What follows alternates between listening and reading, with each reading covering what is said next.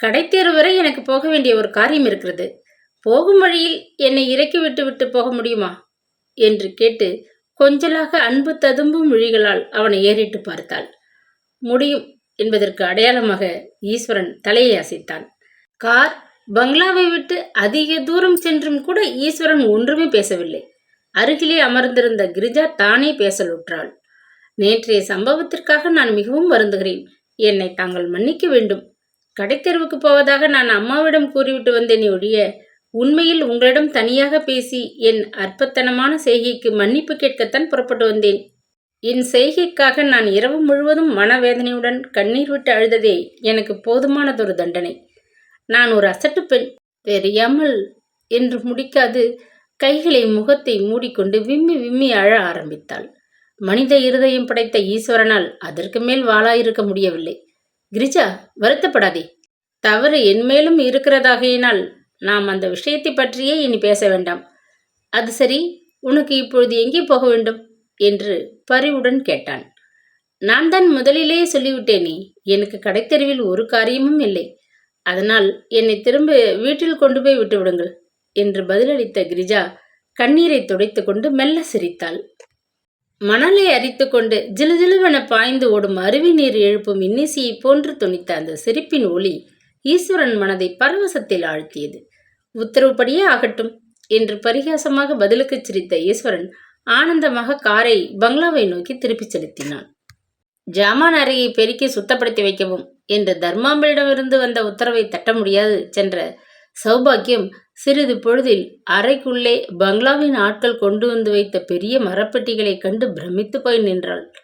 துடைத்து சுத்தப்படுத்தி இருந்த பெரிய பீரோக்களில் மரப்பெட்டியிலிருந்து புது பாத்திரங்களை எடுத்து வரிசையாக அடுக்கிக் கொண்டிருந்த தேவகியிடம் வந்து நின்ற சௌபாக்கியத்தினால் வாயை மூடிக்கொண்டு சும்மா இருக்க முடியவில்லை. ஆமாம், இத்தனை பாத்திரங்களும் கல்யாண சீருக்காக வாங்கினவைகளா? ஒரு பாத்திர கடையே வைத்து விடலாம் போலிருக்கே. ஜாமான்கள் வாங்குறதும் நகை செய்கிறதும் தான் வேகமாக நடக்கிறதே ஒழிய கல்யாண தேதியை இன்னும் நிச்சயம் செய்த பாடில்லை. உன் மாமி ஏன் இந்த கல்யாணத்தை இப்படி இழுத்து கொண்டே போகிறாள்? சீக்கிரம் முடித்து விடக்கூடாதா என்று கேட்டாள். வெள்ளி பாத்திரங்களை எண்ணி பத்திரமாக பீரோவில் வைத்து சாத்தி பூட்டிய தேவகி அவள் பக்கம் திரும்பி, என்னை கேட்டால் எனக்கு என்ன தெரியும் என்று பதிலளித்தாள். உனக்கா ஒன்றும் தெரியாது? இந்த வீட்டில் சகல விஷயங்களும் உனக்கு நன்றாக தெரியும். ஆனால் நீ ஒரு அழுத்த பேர் வழி. வாயை திறந்து ஒன்றும் பதில் சொல்ல மாட்டாய். அது கிடக்கட்டும், பிள்ளைக்கு கல்யாணம் செய்ய ஆர்ப்பாட்டங்கள் செய்யும் உன் மாமி உன்னை பற்றி மறந்தே போய்விட்டாளே. உனக்கு எப்பொழுது கல்யாணம்?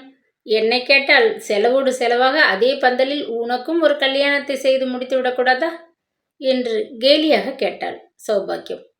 அதுவும் எனக்கு தெரியாது என்று பதிலளித்த தேவகி தனக்குள் எழுந்த சிரிப்பை அடக்கி கொண்டாள். உன் மாமி கல்யாணத்தை இழுத்து கொண்டு போகிறது நல்லதுக்கில்லை. இப்படித்தான் நடந்தது. ஜட்ஜி சாம்பசிவா ஐயர் வீட்டிலும் அவர் பேத்தி சரோஜாவுக்கு கல்யாணத்தை நிச்சயப்படுத்திவிட்டு அவர் பாட்டுக்கு தேதி நிச்சயம் செய்யாது இழுத்து கொண்டே போனார்கள். கடைசியில் பையனுக்கு வேறு இடத்துல டக்குன்னு நிச்சயமாயிடுச்சு என்று மேலே ஏதேதோ பேச வந்தவளை இடைமறித்த தேவகி, போதும் போதும், மாமி காதில் பட்டால் பிறகு வீண் பொல்லாப்பு தான் ஏற்படும் என்றாள். உண்மையைத்தான் சொல்வேன். மாமி காதில் படட்டும், எனக்கு பயமில்லை. கல்யாண விஷயத்தில் பிராப்தம் என்பது ஒன்று எப்போதும் இருக்கிறது. அதன்படியே தான் எல்லாம் நடக்கும் என்று கூறிவிட்டு மேலே சலசலவென்று அவள் பேசும் முன் ஜாமான்களை எண்ணி ஜாக்கிரதையாக பார்த்து வைக்கிறதை விட்டுட்டு என்ன கதை பேசிட்டு நிற்கிற என்று இடியோசை போன்று கர்ஜித்த தர்மாம்பாள் உருட்டி விழித்தபடி வாயிற்படியின் அருகில் வந்து நின்றாள். பேச திறந்த வாயை படக்கென்று மூடிக்கொண்ட சௌபாக்கியம் திடீரென்று மௌனம் சாதித்தாள். அன்று காலை சமையற்கட்டின் தாழ்வாரத்தில் சாவகாசமாக உட்கார்ந்து கொண்டிருந்த தர்மாம்பாள் கல்யாணத்திற்கு என்ன விதமான பட்சணங்கள் தயாரிக்க வேண்டும் என்பது பற்றி கோமதி அம்மாளிடம் சர்ச்சை செய்து கொண்டிருந்தாள். கிடைக்கக்கூடாத ஒரு சம்பந்தம் தனக்கு கிட்டியிருக்கிறது என்ற ஆனந்தத்தில் மூழ்கி இருந்த கோமதி அம்மாள் தர்மாம்பாளின் எல்லாவற்றுக்கும் அபிப்பிராயம் எதற்கும் மறுத்து கூறவே இல்லை. அப்படியே செய்தால் போச்சு. ஆஹா, பேஷ், சரியான யோசனைதான் என்று தலையை ஆசரித்து கொண்டு ஆமோதித்த வண்ணம் இருந்தாள். தடை எதுவும் கூறாது தனது எல்லா யோசனைகளையும் கோமதி ஏற்றுக்கொள்வதை கண்ட தர்மாம்பாள் உள்ளம் பூரித்து போய் மிகவும் குதூகலத்துடன் விவாகத்தை எப்படி சிறப்பாக நடத்த உத்தேசித்திருக்கிறாள் என்பதை பற்றி விரிவாக எடுத்து சொல்லிக் கொண்டிருந்தாள். தங்களுடைய குழந்தைகளின் விவாகத்தை பற்றி தாய்மார் இருவரும் ஆனந்தமாக சம்பாஷித்துக் கொண்டிருந்த அந்த சமயம், அம்மா, தந்தி ஊரிலிருந்து வந்திருக்கிறது. என் பெயருக்கு அண்ணா கொடுத்திருக்கிறார் என்று கவலையுடன் கூறிக்கொண்டு கிரிஜா வந்து நின்றாள். தந்தியா? என்னவாம் என்று அலறிய கோமதி அம்மாள் உடலெல்லாம் பதற திடுக்கிட்டு எழுந்து நின்றாள்.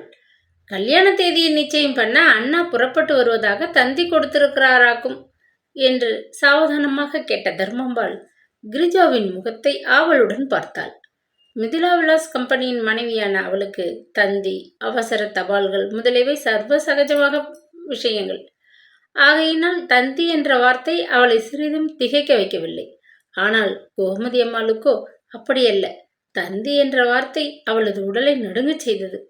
கிரிஜா பதில் கூறும் முன் ஆவியே சோர்ந்து ஒடுங்கிவிடும் போல் கோமதி அம்மாளின் உடல் பயத்தால் பதறியது. அப்பாவுக்கு உடம்பு சரிப்படவில்லையாம், உடனே புறப்பட்டு வரும்படி அண்ணா தந்தி கொடுத்திருக்கிறான் என்று கூறிய கிரிஜா லேசாக பொங்கிய கண்ணீரை துடைத்து கொண்டாள். மகள் தன் கரத்தில் கொடுத்த அந்த தந்தியை வாங்கி கொண்ட கோமதி அம்மாள் அதை பிரித்து படிக்கக்கூட முயற்சிக்கவில்லை. தடால் என்று தூணை பிடித்து கொண்டு கீழே உட்கார்ந்து விட்டாள். கல்யாணம் நெருங்கி வரும் சமயத்தில் இப்படி ஒரு சோதனையா? கடவுளே என தனக்குள்ளே எண்ணி மனம் புழுங்கிய அவளது கண்களில் நீர் பொங்கி கன்னங்களின் மீது தாரை தாரையாக வழிந்தோடியது. கண்ணீர் விட்டு தாயாரும் பெண்ணும் கலங்கி அழுவதை பார்த்து கொண்டு தர்மாம்பாளால் வாளா இருக்க முடியவில்லை.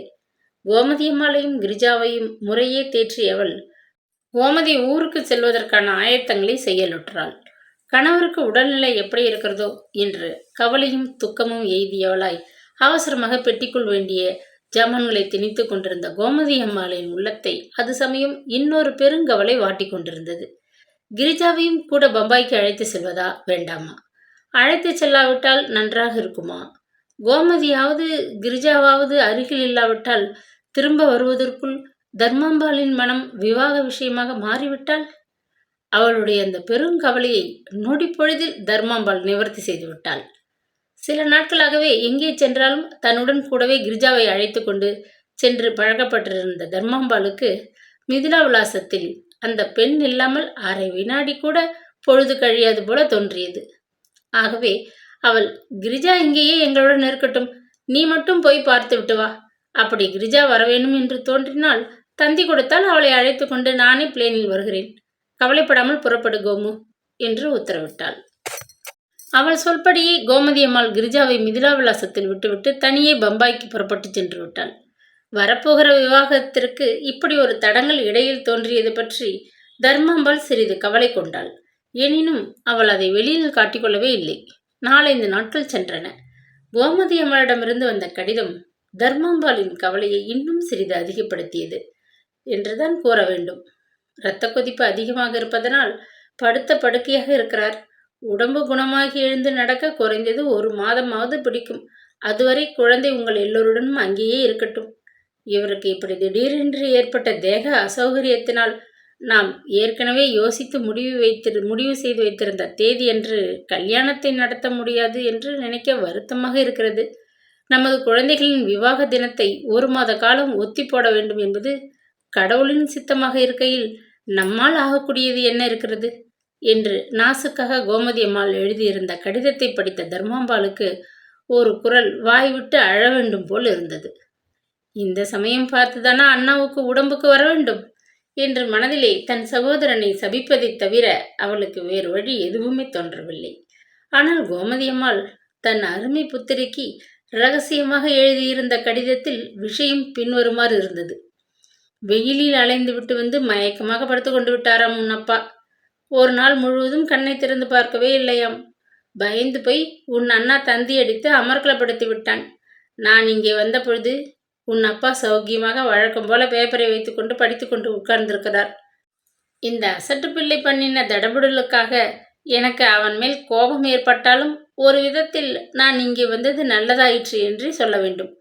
கடிதங்கள் பல எழுதியிருந்தும் கல்யாணம் விஷயமாக உன் அப்பா ஒருவித முயற்சியும் செய்யவே இல்லை. சீர் ஜாமான் வாங்கவும் 2 நகைகள் செய்யவும் கொஞ்சம் பணம் நானாவது சிரமப்பட்டு சேகரிக்க வேண்டியிருக்கிறது. அதற்கு சுமார் 20 நாட்களாவது ஆகும். யாராவது கேட்டால் அப்பாவுக்கு உடம்பு சௌக்கியமில்லை, அம்மா வர 1 மாதத்துக்கு மேலாகும் என்று சொல்லி கொண்டு இரு. நான் வரும் வரை ஜாக்கிரதையாகவும் சமர்த்தாகவும் நடந்து கொள்வாய் என்று எதிர்பார்க்கிறேன். அன்புள்ள கோமதி.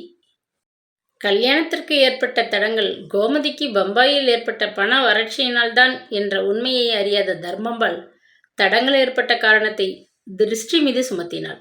பிள்ளையின் கல்யாணத்தை பற்றி பெருமையாக ஊரில் பிரபலப்படுத்தியதனால் பொறாமைக்காரர்களில் யாருடைய கொடுங்கண்ணோ பட்டுவிட்டது. அதனால்தான் அன்று ஈஸ்வரனுக்கு அத்தனை பெரியதொரு ஆபத்து வர இருந்தது. கிரிஜாவின் தந்தைக்கு உடம்பு அசௌக்கியமானதற்கும் காரணம் அதுதான் என்று அவள் நினைத்தாள். தர்மாம்பாளின் நம்பிக்கையை ஊர்ஜிதம் செய்வது போன்று இன்னொரு சம்பவமும் தொடர்ந்தாற்போல் நடந்தது. கோமதி அம்மாள் பம்பாய்க்கு சென்று 1 வார காலம் கழிந்துவிட்டது. அன்று காலை மாடியிலிருந்து சமையற்கட்டை நோக்கி நடந்து வந்த அவளுக்கு முந்தைய வாரத்தில் அதே தினம் கோமதியும் தானும் உட்கார்ந்து கொண்டு விவாகத்தை பற்றி பேசிய அந்த ஆனந்தமான சம்பாஷணை நினைவுக்கு வரவே மனதிலே சஞ்சலமும் துக்கமும் ஏற்பட்டன. நாம் ஒன்று நினைக்க தெய்வம் ஒன்று நினைத்து சதி செய்து விட்டதே என்று எண்ணி ஆத்திரமடைந்த அவளது கண்கள் தரையை கவனிக்கவே இல்லை. வேலைக்காரி அவசரமாக கழுவி விட்டு சென்ற வழுவழுப்பு நிறைந்த சிமெண்ட் தரை மீது கிடந்த வாழைப்பழத்தோல் ஒன்றின் மீது காலை வைத்த தர்மம்பாள் மடால் என்று வேறற்ற விருட்சம் போல் பூமியில் சாய்ந்து உருண்டு முற்றத்தின் மேல் போய் விழுந்து விட்டாள். அந்த சத்தத்தை கேட்டு சமையல் அறையிலிருந்து எட்டி பார்த்த சௌபாக்கியம் புடவை தலைப்பை வாயில் திணித்து கொண்டு கதவிற்கு பின்னால் போய் மறைந்து கொண்டாள். தென்றலைக் கண்டு துவளும் கொடி போல அவளது பெரும் சரீரம் பீரிட்டு கொண்டு எழுந்த சிரிப்பினால் அப்படியும் இப்படியும் குலுங்கி ஆடிக்கொண்டிருந்தது. கையில் மீதியாக வைத்திருந்த வாழைப்பழத்தை ஒரே விழுங்காக விழுங்கிய மைத்திலி மாமியார் கண்களில் படாது மின்னலை போன்ற வேகத்தில் மாடி அறைக்கு விரைந்து சென்று விட்டாள். கட்டிலின் மீது போய் துப்பென விழுந்த அவள் கணவன் கேட்டதற்கு பதில் கூறாது குலுக்கு குலுங்க நகைத்து கொண்டிருந்தாள். தான் எரிந்த வாழைப்பழத்தோல் காரணமாக வழுக்கி விழுந்த மாமியார் மீது அவளுக்கு கிஞ்சிதும் இரக்கம் தோன்றவே இல்லை. வேதனை தாளாது சிரமப்பட்டு எழுந்து உட்கார்ந்து கொண்ட தர்மம்பாள் இடுப்பை பிடித்து கொண்ட வண்ணம் சுற்றுமுற்றும் பார்த்தாள். கையில் புஷ்ப கூடையுடன் தோட்டக்கதவை திறந்து கொண்டு உள்ளே வந்த தேவகியை கண்டதும் அவளுக்கு ஆத்திரம் பற்றி கொண்டு வந்தது. சனின் பிடிச்சவளே, தின்று தொலைச்ச பின் தோலை தூக்கி தூர எறிஞ்சிக்கப்படாதோ? வழியிலே வேண்டுமென்று போட்டு வச்சு என் காலை ஒடிச்சிட்டேடி என்று பல்லை கடித்து கொண்டு கத்தினாள். விஷயம் ஒன்றும் விளங்காத தேவகி விழித்து கொண்டு நிற்பதை காண தர்மாம்பாளுக்கு மீண்டும் கோபம் பொத்து கொண்டு வந்தது.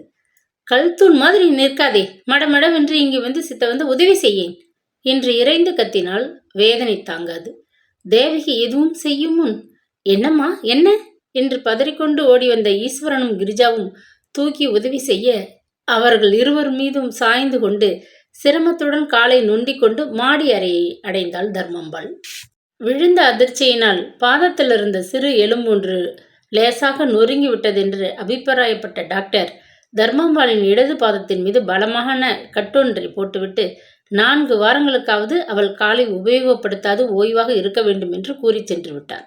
திருஷ்டி மீதே தர்மாம்பாளுக்கு ஏற்கனவே ஏற்பட்டிருந்த நம்பிக்கையும் இதனால் இன்னும் ஊர்ஜிதம் அடைந்து இப்படியும் ஒரு கஷ்டம் ஏற்பட வேணுமோ தெய்வமே என்று சலித்து கொண்டு கண்களில் நீர் மல்க தர்மம்பாள் படுக்கையில் படுத்துக்கொண்டு டாக்டர் உத்தரவுப்படியே ஓய்வு எடுத்து கொண்டாள். அன்று இரவு தன்னை காண வந்து அருகில் அமர்ந்து கொண்ட கிரிஜாவை கண்டதும் அவளுக்கு ஒரு யோசனை தோன்றியது. கால் வீக்கம் குறைந்து முன்போல் எழுந்து நான் நடக்க எத்தனை நாட்கள் ஆகுமோ தெரியவில்லை. அதுவரை ஒவ்வொன்றுக்கும் இவர்கள் எல்லோரும் வந்து அது வேணும் இது வேணும் என்று தொந்தரவு செய்வது எனக்கு பொறுக்கவில்லை. இந்த சாவி கொத்தை நீயே வைத்துக்கொள். வேண்டிய ஜாமான்களை அவ்வப்பொழுது கேட்டவர்களுக்கு எடுத்துக்கொடு. என் இரும்பு பெட்டி சாவியை தவிர மற்ற எல்லா சாவிகளும் இதில் இருக்கிறது என்றாள். எனக்கு என்ன தெரியும், என்னிடம் கொடுக்கிறீர்களே என்று ஆச்சரியத்துடன் கேட்டாள் கிரிஜா. எல்லாம் தெரிந்து கொள்ள வேண்டியதுதான். எனக்கு உடம்புக்கு அசௌகரியம் ஏற்பட்டதும் ஒரு விதத்தில் நன்மைதான் என்று வைத்துக்கொள்ளேன். இந்த பங்களாவை நிர்வகிக்க உனக்கு பழக்கம் ஏற்பட வேண்டாமா? நாளைக்கு நீதானே இதற்கு எஜமானியாக போகிறாய். படித்த பெண், உனக்கு இதை அழகாக நடத்த தெரியாமலா போய்விடும். இந்தா பிடி, எடுத்துக்கொள் என்று கூறி தர்மம்பாள் சாவி கொத்தை கிரிஜாவிடம் நீட்டினாள்.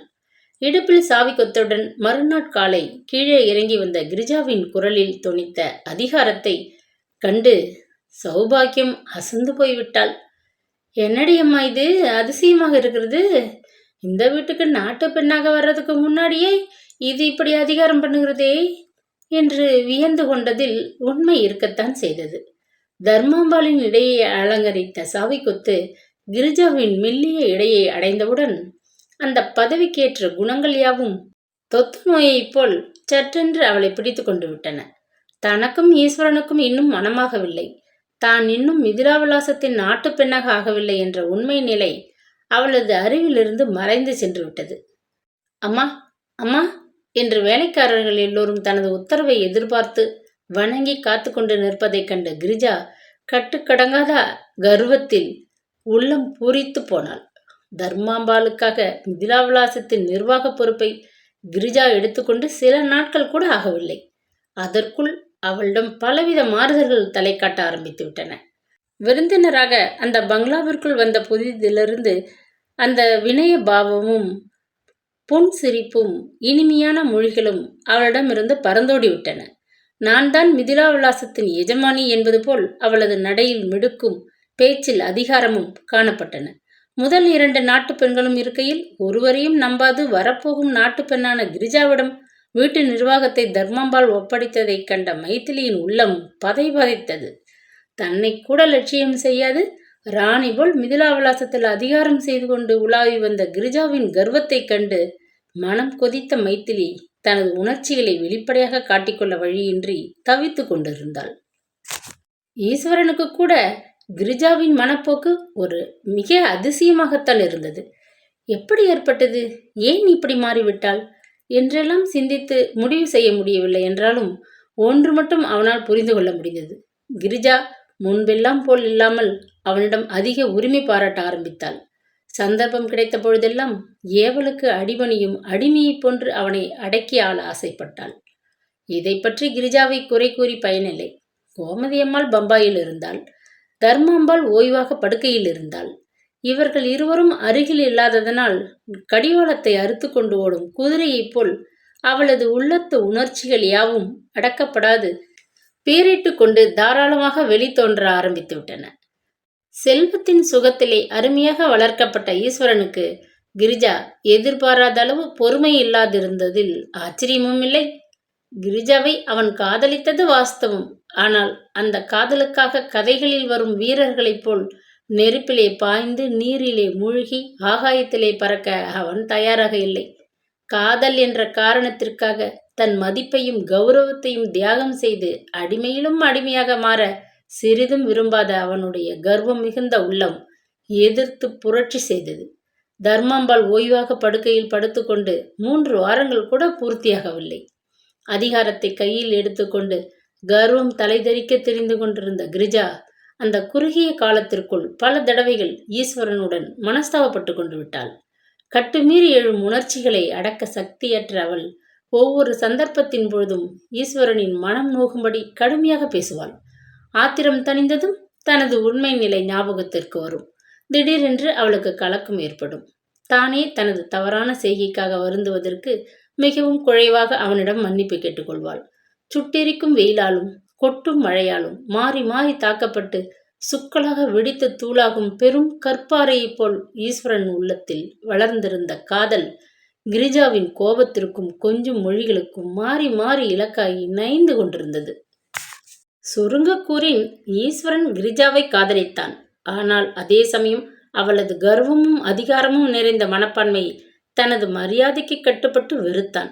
உணர்ச்சிகளை பகிரங்கமாக எடுத்துக்கூற முடியாது தவித்த ஈஸ்வரனுக்கு இந்த காதல் நாடகம் குதூகலத்தை கொடுப்பதற்கு பதில் நாளாவட்டத்தில் தாங்குனா துக்கத்தையும் வேதனையையும் தான் தந்தது. அதுவரை தேவகி தான் அனுபவித்த துன்பங்களை காட்டிலும் பன்மடங்கு அதிக துன்பத்தை அனுபவிக்க ஆரம்பித்தாள். தர்மாம்பாள் படுத்துவிட்ட தினத்திலிருந்தே தேவகியின் நிலைமை பயங்கரமாக மாறிவிட்டது. தனது பாத எலும்பு நொறுங்குவதற்கு தேவகியின் அஜாக்கிரதை தான் காரணம் என்று பூரணமாக நம்பிய தர்மாம்பாளின் ஆத்திரம் அடங்கவே இல்லை. ஆகையினால் எத்தனை பொறுமையுடன் மாமிக்கு சுசுறுகள் செய்தாலும் ஏதாவது தவறு கண்டுபிடித்து தேவகியை கடிந்து கொண்டேதான் இருந்தாள். மாமிக்கு சுசுறுஷை, மாமாவுக்கு சுசுறுஷை, சமையற்காரிக்கு உதவி, மதனிகளின் வேண்டுகோளுக்கு கீழ்ப்படிதல் என்று ஓயாது வேலை செய்து தேவகி அழுத்து வாடிப்போனாள். அவளுக்கு ஏற்கனவே இருந்த கஷ்டங்களும் போதாது என்பது போல் அதிகாரத்தை மேற்கொண்ட கிரிஜாவும் சந்தர்ப்பம் கிடைத்த போதெல்லாம் தனது விஷமத்தன்மையை அவளிடம் காட்ட ஆரம்பித்தாள். அவ்வளவு எண்ணெய் எதற்கு? தேவையில்லையே. ஏன் பண்டத்தை பாழ் செய்ய வேண்டும்? சிக்கனம் கொஞ்சம் கூட தெரியவில்லையே உனக்கு? சாவி கொத்து இடுப்பில் குலுங்க சமையல் அறையில் வந்து நிற்கும் கிரிஜா தன்னை அதிகாரம் செய்வதைக் கண்டு தேவகியின் உள்ளம் சினத்தினால் பதறும், வெட்கத்தினால் தேகம் நடுங்கும், துக்கத்தினால் உதடுகள் துடிக்கும். குனிந்த தலை நிமிராது பதில் கூறாமல் நின்றாலும் கிரிஜாவின் ஆத்திரம் அடங்காது. வாயை திறந்து பதில் எதுவுமே கூற மாட்டாயோ? பேசினால் மூத்து உதிர்ந்து விடும் போல இருக்கிறது என்று எகத்தளமாக கூறிவிட்டு வெளியே செல்வாள். அந்த சிறுமியின் மனம் நோக தினம் தவறாது ஏதாவது ஒன்றை கூறாவிடில் அவளுக்கு பொழுதே போகாது போல் இருந்தது. எவ்வித காரணமும் இன்றி கிரிஜா வேண்டுமென்றே தன்னிடம் அவ்விதம் நடந்து கொள்கிறாள் என்பதை தேவகி அறிந்தாள். எனினும் அதை பற்றி அவள் யாரிடமும் குறை சொல்லிக் கொள்ள விரும்பவில்லை. தர்மாம்பாளின் அபிமானத்துக்குரிய கிரிஜாவை பற்றி எதுவும் கூறிவிட்டு உயிருடன் மிதிலா விலாசத்தில் அவள் அரைக்கணம் வசிக்க முடியுமா என்ன? தேவகி, மைதிலி, சியாமலா இவர்களைப் போல் கிரிஜாவின் அதிகாரத்தை வாயை மூடிக்கொண்டு ஏற்றுக்கொண்டிருக்க சௌபாகியத்தினால் முடியவே இல்லை. மைதிலியை பார்த்து ஏளனமாக புன்னகை செய்வதைப் போலாவது அல்லது தேவகியை மனம் நோக கடிந்து கொள்வதைப் போலாவது தன்னிடம் கிரிஜா ஏதாவது விஷமம் செய்யட்டும் என்று கருவி கொண்டு அஞ்சிய சௌபாகியத்தின் வழிக்கு கிரிஜா வரவே இல்லை.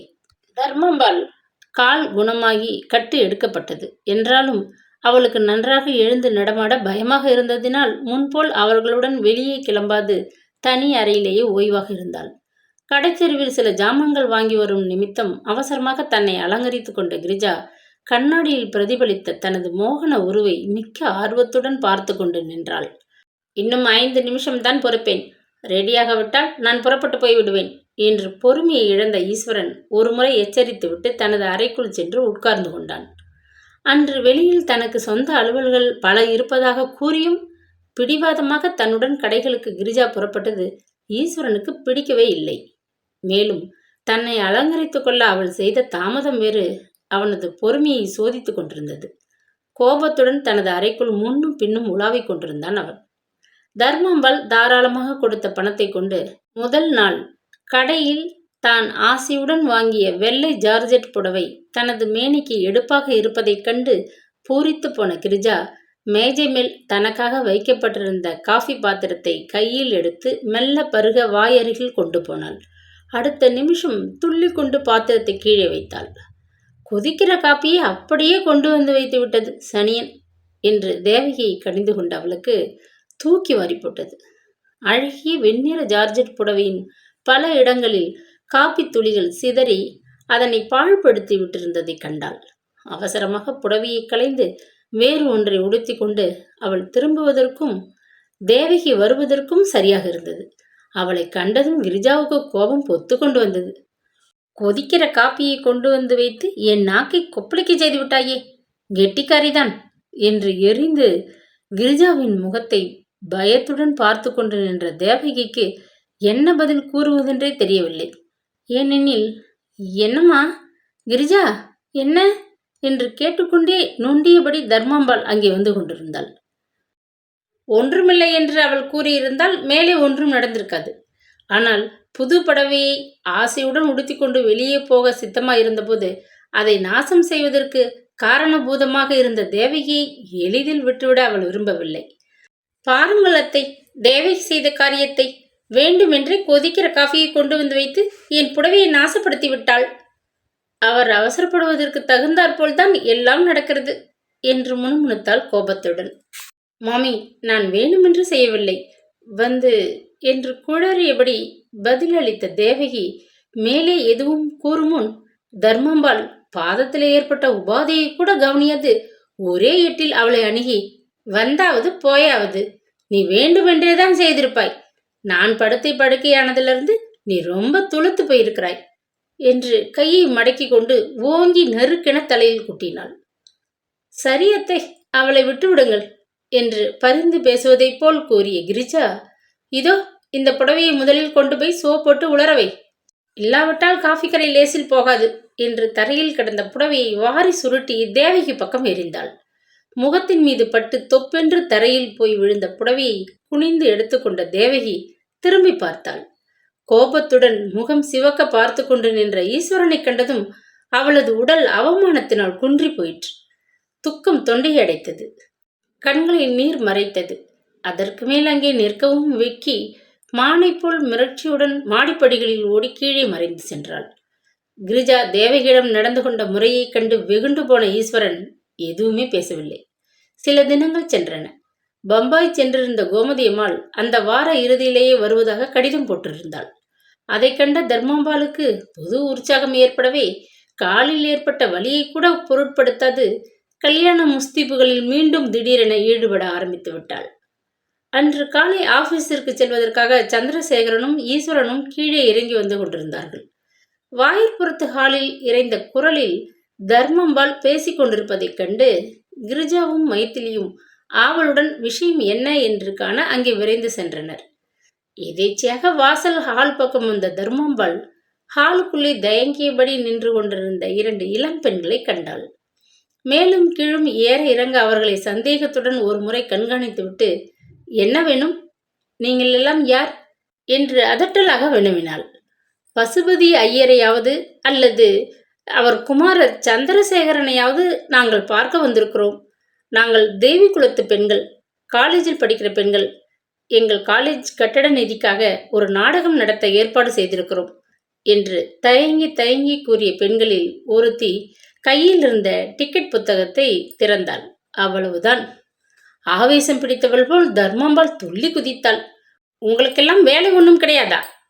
பொழுது விடிந்தால் பொழுது போனால் ஒரு டிக்கெட்டை எடுத்துக்கொண்டு வந்து நிற்கிறீர்களே, சதா இந்த தொந்தரவு தானா என்று இறைந்து கத்தினாள். கோபப்படாமல் கேளுங்கள் மாமி, அதிகம் ஒன்றும் செய்ய வேண்டாம், ஒரு டிக்கெட்டை மட்டும் வாங்கினால் கூட போதும் என்று அந்த பெண்களில் ஒருத்தி வினயமாக கேட்பதை காதிலே வாங்கி கொள்ளாது, அதுதான் சொல்லிவிட்டேனே இங்கு ஒன்றும் நடக்காது என்று, பின் ஏன் வளவளவென்று பேசிக்கொண்டு நிற்கிறேன், போங்கடி பெண்களா என்று எரிந்து விழுந்தாள் தர்மாம்பாள். அவ்விருவர்களில் துணிச்சல் மிகவும் நிரம்பிய பெண் ஒருத்தி தர்மாம்பாளை அலட்சியமாக நிமிர்ந்து பார்த்து, இல்லை என்றால் போய்விடப் போகிறோம், அதற்கு என்னத்துக்கு கண்ணா பின்னாவென்று பேச வேண்டும் என்று கேட்டுவிட்டு மிடுக்காக வெளியே செல்ல திரும்பினாள்.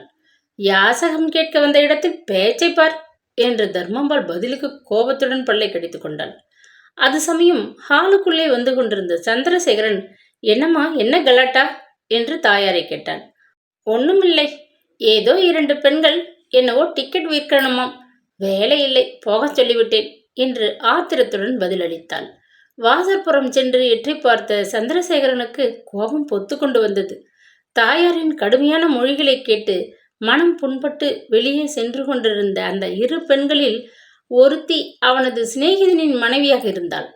ஓஹோ, நீங்களா, வாருங்களேன் என்று ஓடிச் சென்று அவளை வருந்தி அழைத்தும் கூட, பரவாயில்லை மிஸ்டர் சந்திரசேகரன், சௌகரியப்பட்டால் பிறகு வருகிறேன் என்று கூறிவிட்டு சென்று விட்டாள். தாயார் தன் இளைய சகோதரன் பால் காட்டி வந்த அதிகப்படியான சலுகைகளை பற்றி மனைவி மூலம் கேள்வியுற்றிருந்த சந்திரசேகரனுக்கு சில நாட்களாகவே எல்லோர் மீதும் துவேஷம் ஏற்பட்டிருந்தது. தாயாரின் அசட்டு செய்கையினால் தனது நண்பனின் மனைவி மனம் புண்ணாகி சென்றாள் என்று எண்ணி வெகுண்ட அவனால் அன்று தனது கோபத்தை கட்டுப்படுத்தவே முடியவில்லை. ஹாலுக்குள் தடதடவென்று திரும்பி வந்த அவன், அம்மா, உனக்கு புத்தி மழுங்கி விட்டதா என்ன? யாரை பார்த்தாலும் கொஞ்சம் கூட மரியாதை இல்லாமல் இப்படி கூச்சலிடுகிறாயே என்று உரத்த குரலில் கேட்டான். தர்மாம்பாள் திடுக்கிட்டாள். எனினும் விட்டு கொடுக்காமல், யாரோ 2 குட்டிகளை சொன்னால் அதற்கு நீ ஏன் கூத்தாடுகிறாய் என்றாள். யாரோ ஒருத்தியாம், அந்த ஒருத்தி என் சிநேகிதனின் மனைவி. என்னை பற்றி என் சிநேகிதன் கேவலமாக நினைத்துக் கொள்வதற்கு இது போதாதா? ஆனாலும் நான் பார்த்து கொண்டுதான் வருகிறேன். உனக்கு வயது இவ்வளவாகியும் மட்டு மரியாதை தெரியவில்லை. நான் வருவதற்குள் உனக்கு அத்தனை பொறுமை இல்லை அல்லவா?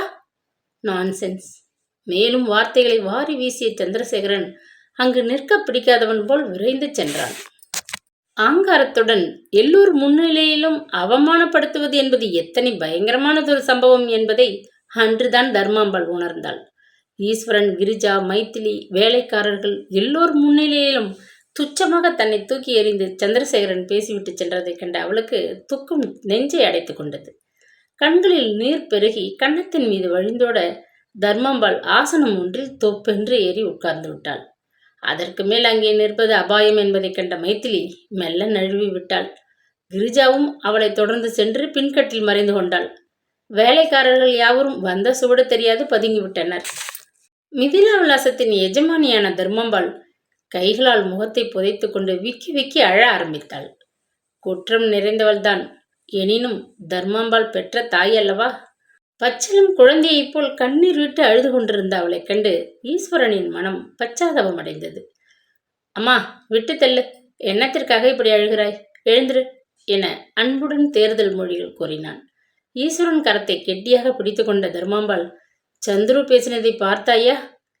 இப்பவே என்னை அவமரியாதை பண்ணினான், பிற்காலத்தில் என்னவெல்லாம் பண்ணுவானோ என்று திணறிக்கொண்டு ஓவென்று அழுதாள். அவன் அப்படி பண்ணுவதை நாங்கள் எல்லாம் பார்த்து கொண்டு பேசாமல் இருப்போமா என்ன? அசட்டுத்தனமாக பேசாதே என்று கடிந்து கொண்ட மைந்தன் பல தேர்தல் மொழிகள் கூறி மெதுவாக அவளை மாடிக்கு அழைத்துச் சென்று அவளது அறையில் சேர்ப்பித்தான். மீண்டும் கீழே இறங்கி வந்த ஈஸ்வரன் அவசரமாக வெளியே செல்ல புறப்பட்டு கொண்டிருந்த சகோதரனை வாயிற்புறத்தில் சந்திக்க நேர்ந்தது.